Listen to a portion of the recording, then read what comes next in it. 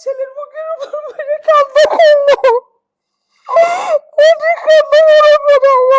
আমি ওর আবার দেখবো, আজ আমাকে আম্মু বলে ডাক দিবে। আমার ছেলে আর বাড়ি ফিরলো না।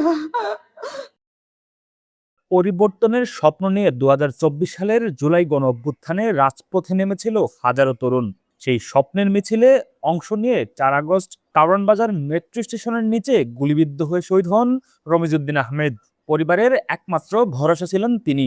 তাকে হারিয়ে আজও শূন্যতায় দিন কাটছে তার পরিবারের। বলতেছো তুমি কাঁদছো কেন, চিল্লাইতেছো কেন, আমাকে বলো কি হয়েছে, রাগ হয়েছে আমার সাথে? আমি বলছি রূপের গুলি লাগছে। উনি শুনে না বলে কি রঙ্গনের কিছু হয়েছে, ভালো রঙ্গনের কিছু হয়েছে? আমি বলছি না, রূপের না গুলি লাগছে। রূপের গুলি লাগছে কোথায়? আমাকে চোখে। বলে কে আছে ওর সাথে? আমি বললাম প্রান্ত আছে। বলে আচ্ছা ফোন রাখো। এই এতটুকু কথা ওর আব্বুর সাথে আমার হয়েছে। পরে আমি বাসায় গেছি, আমাদের বাসায়, আমার বাবার বাড়িতে। ওখান থেকে আমার ভাই, সবাই, আমাদের এলাকার লোকজন সবাই মিলে আমরা ঢাকা মেডিকেলে গেছি। তারপরে আমার ছেলের মুখের উপর মেরে কাঁদতে করলো। আমার ছোট ভাই বলতেছে আপু ওঠো, আপু ওঠো, রিতা আপু ওঠো, মনে হয় রূপের অনেক কষ্ট হইতেছে আপু, ওর নাক দিয়ে ব্লাড বের হইতেছে, তুমি উঠে যাও, তুমি উঠে যাও। পরে আমি ওখান থেকে উঠে গেছি।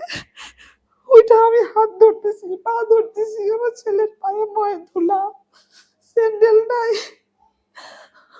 আমি শুয়ে আছি। আমি অনেক ডাকছি, অনেক, আমার ছেলে কোনো জবাব দেয় নাই, আমার ছেলে কোনো কথা বলে নাই, আমার রূপ আর আমার সাথে কথা বললো না। ২ ছেলেকে নিয়েছিল ছোট্ট সংসার। ২৬ বছর বয়সী বড় ছেলে রেদওয়ান আহমেদ রঙ্গন ছোট থেকেই শারীরিক প্রতিবন্ধী, কোনো কথা বলতে পারে না এবং চলাফেরাও করতে পারে না। তাই সংসারের দায়িত্বে বড় অংশই ছিল ছোট ছেলে রমিজের কাঁধে। তাই তো রমিজকে ঘিরেই ছিল তার মায়ের নানান স্বপ্ন। আর সেই স্বপ্ন থেমে যায় রক্তাক্ত আগস্টে। রূপ চলে যাওয়ার পরে আমাদের পরিস্থিতিটা আসলে কি, আমি এটা বলতে পারবো না। আমি কোনো পরিস্থিতিই দেখি না, জীবন চলতেছে, চলে যাচ্ছে, খাইতে হয় খাই, শুইতে হয় শুই, চলাফেরা করি, বড় ছেলেটাকে নিয়ে আসি, এই এতটুক, আর কোনো কিছুই না। এটা মানে আমি বাইচে আছি একটা জীবন্ত লাশ, আমি একটা জীবন্ত লাশ হয়ে বেঁচে আছি শুধু বড় ছেলেটার মুখের দিকে তাকায়। কারণ ওকে কে দেখবে, ওকে দেখার মতো তো কেউ নাই। মোটরসাইকেলের প্রতি রমিজের ছিল ভীষণ ভালোবাসা।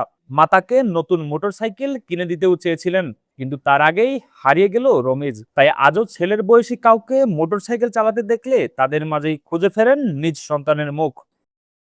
ছেলের একটাই স্বপ্ন ছিল বাইক, আর কোনো কিছু না। মানুষের বাচ্চা কাচ্চারা বাইরে এটা খাবো সেটা খাবো, আমার ছেলে কোনো দিন আমাকে কোনোভাবে বিরক্ত করে নাই, যাবো আমি বাইরে এটা খাবো এটা খাবো। আমি যা রান্না করে দিতাম, যা দিতাম, সেটা আমার ছেলে হাসি খুশি বলে খাইয়া ফেলতো। শুধু একটাই কথা ছিল আমার, একটা বাইক কিনা দাও। আজকে আমি যখন রাস্তায় বের হই, ছোট ওর বয়সী ছেলেদের দেখি বাইক দিয়ে ঘুরতেছে, তখন আমি তাকাই থাকি যে আমার ছেলেও তো স্বপ্ন ছিল এই বাইক দিয়ে ঘুরবে।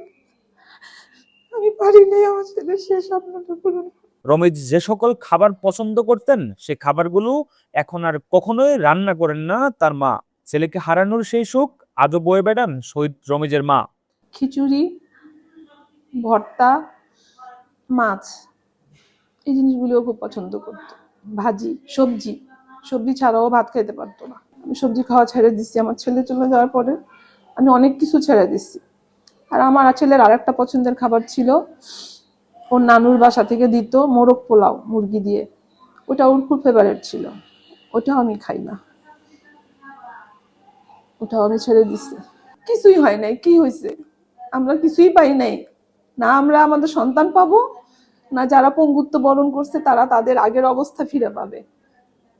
মাঝখান থেকে আমরা হারাইলাম, আর কিছু মানুষের ভালো হইলো, তারা তাদের আমাদের সন্তানের রক্তের উপর দিয়ে বসে আজকে তারা ক্ষমতায় আসছে। এখন মা হিসেবে তার একটি প্রত্যাশা, নিজ সন্তান সহ জুলাই গণ অভ্যুত্থানে নিহত সকল শহীদদের দ্রুত ও সুষ্ঠু বিচার। বিচারই পারে সন্তান হারানো এই বেদনার কিছুটা মর্যাদা দিতে। সোহাইব রহমান, আনন্দবাজার, ঢাকা।